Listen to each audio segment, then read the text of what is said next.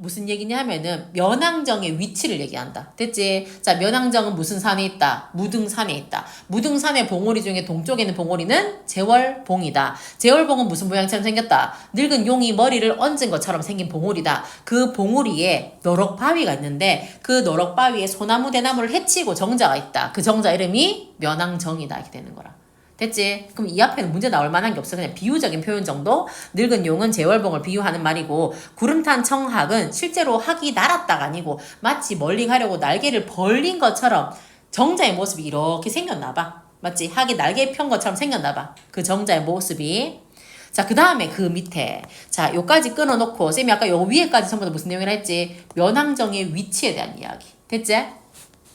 그죠? 무등산, 제월봉, 너럭바위 앞에 면왕정이 있다. 요까지 끝. 요까지. 자, 근데 그 밑에는 또 뭐냐 하면은 면왕정이란 정자 앞에 물이 막 흐른단 말이야, 얘들아. 물이 엄청 흐르는데 봐봐. 옥천산, 용천산에서 내려있는 물들이 정자 앞에 넓은 들을 올올이 펼친 듯이 넓거든 길지 말든지 푸르거든 희지 말든지. 자, 이거는요 굉장히 관용적인 표현을 하는데 옛날에 유행했던 구절이란 뜻이야. 옛날 가사 중에서 관동별곡이라는 가사에도 보면은 이런 부분이 나오거든요. 비슷한 부분이 나오거든요. 넓거든 길지나 말든지란 말은 넓기도 넓고 길기도 길고 푸르기도 하고 희기도 하고 라는 뜻이야. 정자 앞에 이렇게 물이 흐르는데 굉장히 넓고 길고 푸르고 희고 이렇더라. 자, 이거는 표현이야. 마치 두 마리의 용이 뒤트는 것처럼 비단을 펼친 것처럼 보이더래. 지금 뭐를 비유하는 말이고 전부 다? 물. 그렇지. 물이 마치 비단 같기도 하고 용 두 마리가 막 뒤트는 것 같기도 하고 이렇더라. 어디를 가느라고 무슨 일이 바빠서 내닫는 듯 따르는 듯 밤낮으로 흐르는 듯. 자, 그 물을 이야기했다. 여기까지는 전부 다 물 이야기 끝. 여기까지는 물 이야기. 됐지? 자, 그 밑에는요, 물가에 모래밭, 이제 눈을 또 시선 돌렸다. 모리밭은 마치 눈처럼 펼쳐져 있는데, 흰색인가 봐. 모래밭이 눈처럼 펼쳐져 있는데, 어지러운 기러기가 무엇을 사랑하노라고 어른다라는 말은 얼다 들어봤지? 얼다. 괴다 얼다 들어봤잖아. 어르노라 사랑하노라고 무엇을 이 기러기가 막 어지럽게 구는데 얘는 도대체 뭘 사랑하노라고 앉았다가 날았다가 모였다가 흩어졌다가 갈대꽃을 사이에 두고 울면서 따르는가. 자, 여기서 따르는가 앞에 생략 나를 따르는가. 자, 그럼 물가 모래밭에 기러기가 나를 따른다. 끝이지 이 내용이. 다시요. 물가의 모래밭에 기러기가 나를 따른다. 끝이야. 됐나? 자, 그런데 이 그 기러기가 있잖아. 막 나를 따른단 말이야. 근데 쌤이 옆에다가 무라일체라고 적어놨거든. 무라일체는 원래 무슨 뜻이냐면은 자연과 내가 하나가 됐을 때 무라일체라고 한다. 그럼 여기서 자연물이 뭐지요? 기러기. 기러기가 자꾸 나를 따라오니까 자연물, 기러기와 내가 하나가 된 것처럼 이렇게 어우러 놀고 있다는 얘기야. 기러기가 나를 막 따라오니까. 머릿속으로 상상해봐봐. 산에 정자 있고 물 흐르고 끝이야 지금. 기러기 나 따라오고. 자, 또 끝났어. 자, 그 밑에는 또 뭐냐 하면은 산의 모습이야. 좀 더 멀리 보는 거야 이 사람이. 산을 봤다. 자, 넓은 길 바깥이요 긴 하늘 아래는 두르고 꽂은 것이 산인가 병풍인가. 자, 내가 막 봤더니만은 병풍처럼. 병풍 뭔지 알지? 제사 지낼 때 세우는 거 있잖아 그지? 그 병풍처럼 산들이 막 꽂혀져 있는데 그림인가 아닌가. 높은 듯 낮은 듯 끊어지는 듯 이어지는 듯 숨거니 보이거니 가거니 머무는 것처럼 이렇게 어지러운 가운데 이 산의 모습이 어지러운 가운데 이름난 향하여 하늘도 두려워하지 않고 우뚝하게 서 있더라. 자, 뭐가? 여러 가지 산들의 모습이. 추월산이라는 곳을 머리를 이루고, 자, 얘가 제일 위에 있고, 용기산, 봉선산, 불대산, 어등산, 용진산, 금성산, 얘들이 전부 다 허공에 쭉 산들이 벌려져 있더라. 원금 푸른 절벽에 참 머문 것들이 많기도 많구나. 요까지. 비의 모습은 뭐의 모습? 산의 모습이야. 면왕정 주변의 산의 모습이야. 그래서 굉장히 많은 산들이 병풍처럼 쭉 둘러쳐져 있다라는 이야기를 비해서 하고 있어. 이해됐지? 자, 그래서 큰 덩어리로 알아두면 돼. 그 다음에 그 뒤에는요. 봄, 여름, 가을, 겨울로 또 얘기할 거야. 이 사람 하고 싶은 말이 많아. 봄 봐봐. 흰 구름이 뿌연데 연하 푸른 것은 살람이라. 자, 뿌연 것은 연하고 푸른 것은 살람이래. 자, 얘들아 쌤 체크해놨거든요. 연하하고 살람을 체크했어. 이렇게 색깔 표시 있는 게 뭐냐면은 계절적인 배경을 드러내는 거거든요. 연하라고 하는 것은 안개하고 노을인데 안개 노을 물론 뭐 사계절 볼 수 있지. 근데 보통 안개 노을이라 그러면 봄을 상징하는 자연물이라 그래. 알겠지? 자, 연하가 있고 또 푸른색의 산 아지랑이도 막 어른 피고 있습니다. 산 아지랑이가 있습니다.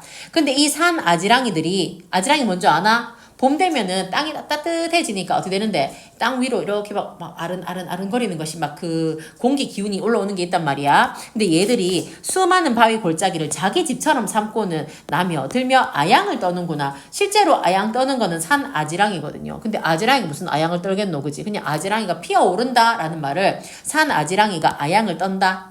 산 아지랑이가 오르고 내리고 하늘로 막 떠가고 산 아지랑이가 막 피어오릅니다. 봄이 와서. 끝. 자, 그 다음. 광야로 건너간 산 아지랑이가 광야로 건너가니 푸르락 불구락 여트랑 찌트락 석양과 섞여서 비도 내리고 가마를 타고 솔 아래 굽은 길로 오며 가며 지금 하고 있는데 다시 또 이번에는 여름이 됐습니다. 자, 쌤이 체크한 거 전부 다 여름을 나타내는 단어들. 녹양과 꾀꼬리와 녹음은 전부 다 여름을 나타내는 것이다. 자, 녹양은요, 버드나무를 말한다. 버드나무에 우는 저 꾀꼬리가 교태겨워 하는구나. 얘들아, 교태겹다는 말은 막 그 마음이 되게 충만해가지고 막 애교 소리가 절로 난다는 얘기야. 그러면 이 녹양에 우는 꾀꼬리가 교태겹다라는 말은 감정이 이입된 거겠네. 자, 내가 기분이 좋으니까 꾀꼬리의 소리가 교태 소리로 들린다. 나무 풀도 우거지고 녹음이 더 짙어지지. 막 푸릇푸릇한 나무가 더 짙어지고 있을 때 기다란 난간의 긴 졸음에 편이 물 위에 서늘한 바람은 그칠 줄을 모르는가. 자, 바람도 막 불더라. 또 가을이 됐습니다. 뭐 어떤 숨은 뜻이 있는 게 아니야. 그냥 전부 다 그 계절적인 상황을 얘기하는 거야. 가을이 됐습니다. 된서리가 거친 다음에 산의 빛깔이 마치 금수 같습니다. 자, 된서리, 금수, 황혼 전부 다 가을을 나타내는 거야. 자, 서리가 거쳤습니다. 산의 빛깔이 금수 같습니다. 금수는요, 수놓은 비단 같다는 얘기야. 수놓은 비단처럼 막 알록달록 가을 산의 그 모습이. 왜? 그 단풍이 있고 막 은행나무 있고 이러니까 알록달록했습니다. 황혼은 또 어찌하여 만경에 펼쳐졌는가? 자, 황혼은 원래는 누런 구름을 황혼이라고 하는데 여기서는 익은 곡식들을 황혼이라고 얘기한다. 익은 곡식은 또 어찌 만이랑 온 세상에 펼쳐져 있는지. 어부의 피리 소리도 흥에 겨워 달을 따라 부는구나. 자, 내가 지금 막 곡식들을 보고 있고 피리 소리를 듣고 있는데 피리 소리가 흥겨워서 부는 소리처럼 들렸습니다. 청각적인 심상 나오고 초목이 다 진 다음에 강산이 다 묻혔다. 이제 겨울 됐습니다. 다 묻혔다. 조물주가 헌사해서 야단스러워서 빙설로 꾸며냈습니다. 얼음하고 눈으로 세상을 꾸몄는데 마치 뭐처럼 꾸몄냐면은 경궁요대 옥해은산처럼 꾸몄습니다. 눈 내린 세상을 경궁요대 옥해은산이라고 비유했어. 눈 덮인 곳을 경궁요대와 옥해은산이다. 자, 신선세계가 가가지고 볼 수 있는 곳, 그곳이라고 생각했다. 막 하얀 세계. 눈 아래에 버려져 있구나. 눈이 와서. 천지가 풍성하여 간대마다 승경이로다. 승경이란 말은 명승지다. 경치가 좋다 이 말이야. 내가 온 세상을 봤더니 하얗고 경치가 되게 좋습니다. 자, 요까지가 봄, 여름, 가을, 겨울의 자기의 감상이야. 끝났나? 요까지가 봄, 여름, 가을, 겨울의 감상이야. 근데 실제로 이제 많이 나오는 부분은 사실상 이 밑에 부분이 제일 많이 나오는 부분이거든. 되게 유명한 부분이야. 그래서 이 밑에가 오히려 이제 하이라이트야. 봐봐. 내가 인간 세상 속세를 떠나왔는데 내 몸이 쉴 틈이 없습니다. 이것도 봐야 되고 저것도 들어야 되고 바람도 쐬야 되고 달도 맞아야 되고 밤은 언제 죽고 고기는 언제 낳고 살인무는 누가 닫고 진꽃은 누가 쓰려고 하느뇨? 이렇게 얘기했어. 진꽃도 쓰려고. 전부 다 뭐 하는 일인데 내가 자연에서 해야 될 일이야. 너무너무 할 일이 많아. 뭐 해야 된다고? 볼 거 많고 들을 거 많고 바람 쐬고 달 맞고 밤 죽고 고기 낳고 문 닫아야 되고 그 다음에 꽃도 쓸어야 되고 맞지? 내가 할 일이 엄청 많습니다. 여기 쌤이 적어놨다. 나열했다. 아침 시간이 모자라니까 내가 저녁이라고 싫겠는가? 자, 싫겠는가 앞에 자연을 누리는 것이 싫겠는가? 생략돼 있어서 모를 수 있어서 좀 써놨다.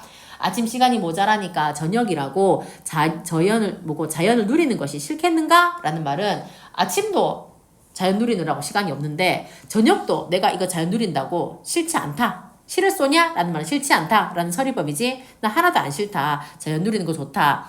오늘이 부족하니 내일이라고 넉넉하겠는가? 계속 서리법. 자, 오늘도 부족하대. 왜? 하루를 다 이제 즐겨야 되니까 내일이라고 시간이 넉넉할까? 이 산에도 앉아보고 저 산에도 걸어보니 번거로운 마음에 버릴 일이 전혀 없고 쉴 사이도 없는데 자, 오는 길을 알 일이야? 자, 이거 체크. 오는 길을 알 일이야? 라는 말은 오는 길을 알릴 새도 없다는 얘기야. 자연으로 올 수 있는 내가 즐기고 있는 이 아름다운 자연으로 오는 길을 알릴 새도 없다. 왜냐하면 내가 자연을 즐겨야 되거든요.